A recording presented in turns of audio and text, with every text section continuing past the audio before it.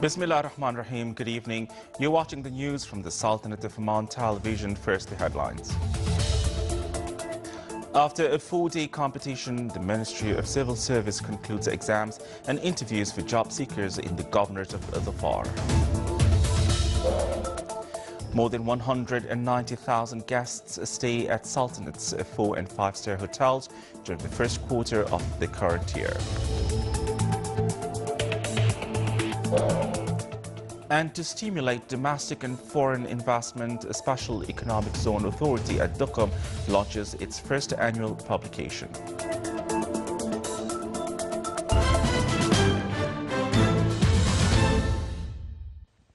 Those were the headlines, and now the news in detail.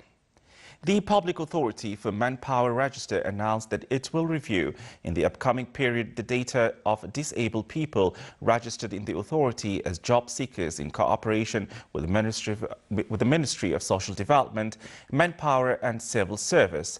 A work team will visit Al-Wafa centers for disabled qualification and the headquarters of concerned non-government associations to collect the correct data of this category.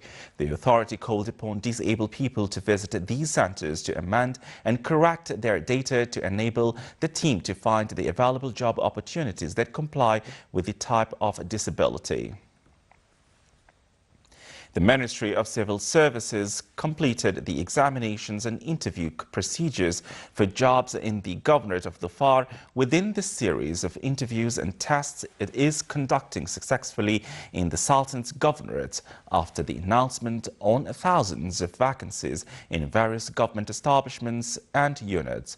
The examinations and interviews were conducted in the College of Applied Sciences in Salalah. It was chosen due to the availability of halls equipped with modern information technology facilities. Over 4 days, 1,490 citizens from the Governorate of Dhofar competed to occupy 171 vacancies as per procedures and regulations of the Central Employment. The total number of guests at 4- and 5-star hotels rose by the end of the first quarter of 2014, reaching 198,000 guests, with an increase by 22% compared to last year. The revenues recorded growth by 7%, reaching 48.2 million Omani riyals. As per the statistical bulletin issued by the National Statistics and Information Centres, the European guests represented the biggest number of 4- and 5-star hotel guests, amounting to 83,400 guests, followed by Omanis with 53,000 guests. The Gulf guests came a third with more than 19,000 persons, followed by Asians with 18,000 guests. The number of passengers via ferries rose by 18.3% during the first 4 months of 2014 compared to the corresponding period of 2013. The monthly bulletin of the National Ferries Company NFC pointed out that the number of passengers on board of the ferries stood at 14,285 as at the end of April 2014. The monthly bulletin added that vehicles shipping services witnessed a rise by 5.2% during the first 4 months of 2014 as the number of vehicles shipped stood at 2,041.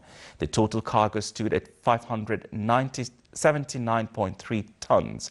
The number of passengers through NFC ferries during April 2014 rose to 3,792 passengers compared to 2,269 passengers during the same period in 2013. The vehicles shipping also rose by 575 vehicles compared with the same time period in 2013. Electricity production in the Sultanate stood at 2,893.1 gigawatt per hour as at the end of February 2014, comparing to 2,907 gigawatt during the same period in 2013, constituting a 0.5% decline. According to the National Center for Statistics and Information, the total electricity production in the Sultanate fell by 1.3%, or 2,720 gigawatt at the end of the February 2014, comparing to 2,755 gigawatt per hour during the same period in 2013.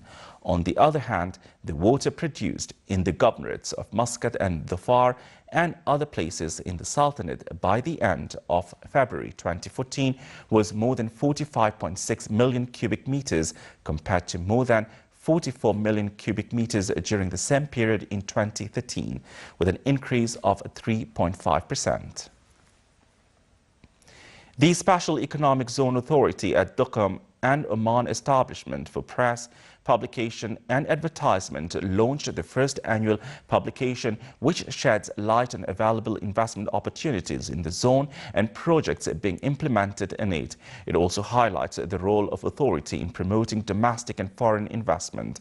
The publication will also invite domestic and foreign investors to invest in the zone through including interviews and pictured reports and various projects being executed, future plans of the authority and the operating companies at the zone, and incentives offered by the authority to investors.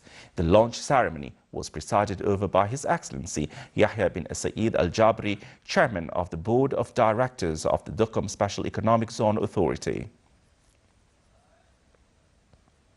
Certificates of deposit tender was held at the Central Bank of Oman CBO this week. The total amount allotted for issue number 866 was 927 million Omani riyals. A bulletin issued by the CBO stated that the average interest rate of these certificates was 0.13%. The tenor of these certificates is 28 days, so their maturity date is on June the 4th.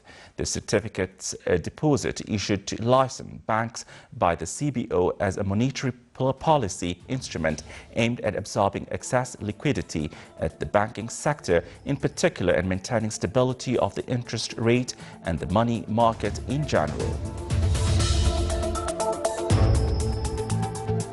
Still to come in our news bulletin.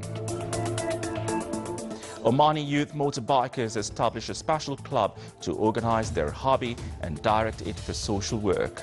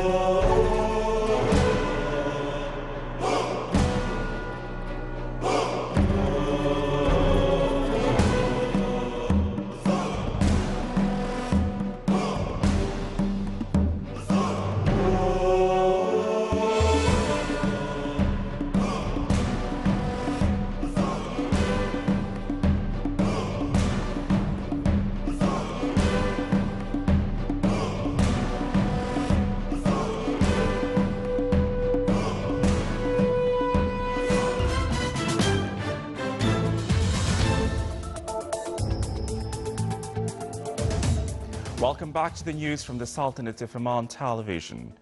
Preparations are in full swing for the disputed independence referendum in the two eastern regions of Donetsk and Lugansk of Ukraine. More details in the following report.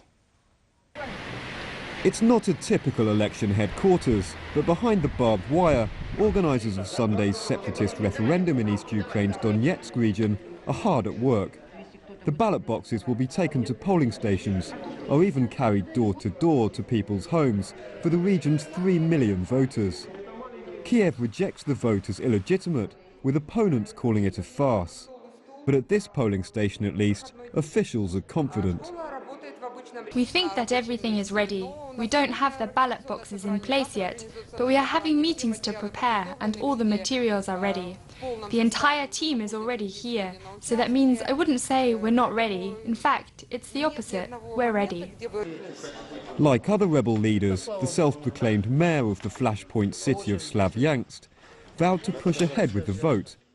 That came despite a surprise call from Russian President Vladimir Putin for a postponement. The immense majority of the people of the city will vote positively. I'm drawing such conclusions because I talk to residents, to a lot of people. They all support us, those who want a better future. That's why I think that everything will go well here in our hometown.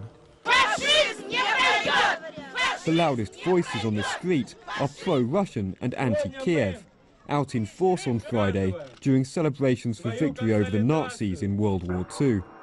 At Donetsk's regional administrative building, one of many to have been taken by the pro-Russians, the message is clear. Being outspoken in favour of a united Ukraine is not easy, and this priest says pro-Ukrainians like him won't be taking part in the ballot. We're saying it's illegal and illegitimate, and on the other side it doesn't make sense to talk about Donetsk region splitting with the rest of Ukraine and becoming an independent republic. We want to stay in a united Ukraine and to be Ukrainian citizens. The question on the ballot paper asks, do you support the declaration of independence of the Donetsk People's Republic? The answer to the question over the future of this region and Ukraine as a whole is much harder to predict. The Channel Tunnel has welcomed 330 million passengers since it first opened on 6th of May 1994, and it is gearing up for many more. Here's a report. 20 years ago to the day, Queen Elizabeth II and French President François Mitterrand cut the red ribbon on one of the world's largest technological achievements, the Channel Tunnel, connecting the UK to the continent by rail.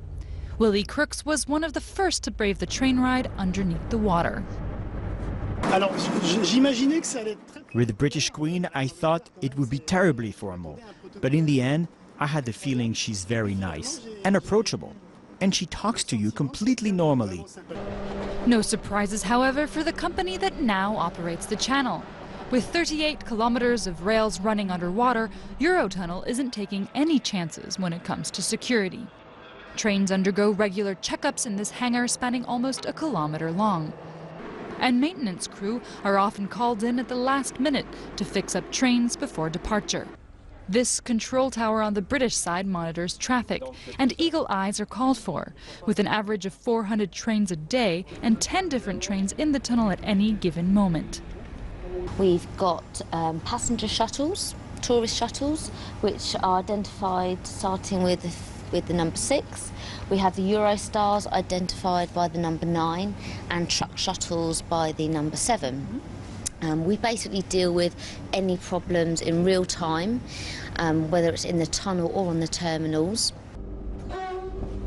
Though 330 million people have crossed the channel since it opened, Eurotunnel's finances were rocky at first.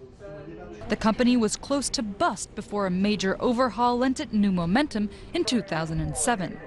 Profits have more than tripled since, thanks to freight traffic, British passengers, and sport.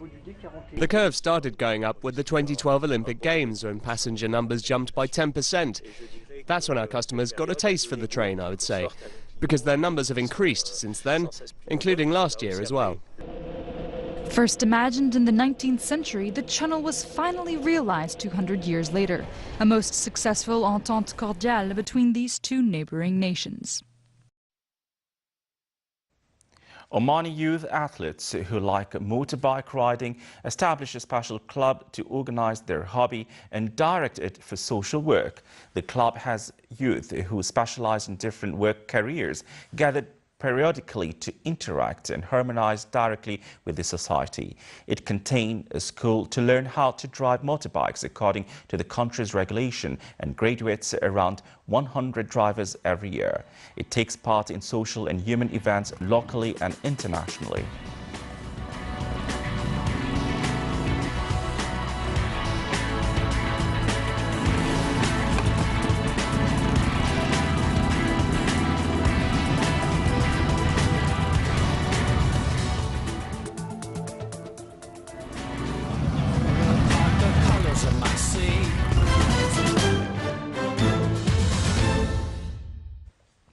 Now for the general weather forecast. Clear skies will prevail over the Sultanate with chances of cloud accumulation over parts of the Hajar Mountains in the afternoon, with the possibility of local clouds and fog late at night and early morning on the southeastern coast. Winds over the coastal areas overlooking the Sea of Oman will be northwesterly light to moderate daytime, changing to southwesterly light tonight, while coastal areas overlooking south coast will be southerly to southeasterly moderate, occasionally active. Rest of the Sultan will have westerly to southwesterly. Seas along the southeastern coast will be moderate to rough with the maximum wave height of 2 meters, while it will be slighter along the rest of the Sultan's coast with a maximum wave height of 1 meter.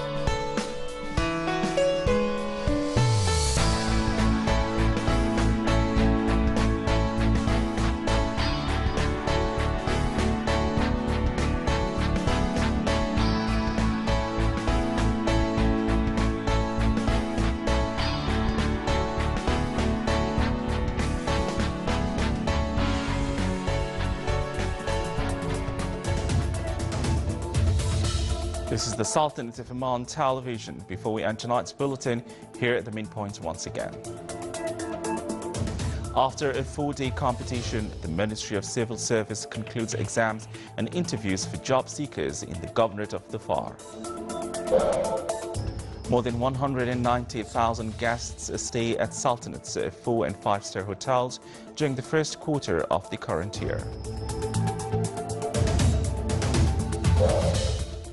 And to stimulate domestic and foreign investment, Special Economic Zone Authority at Dukum launches its first annual publication.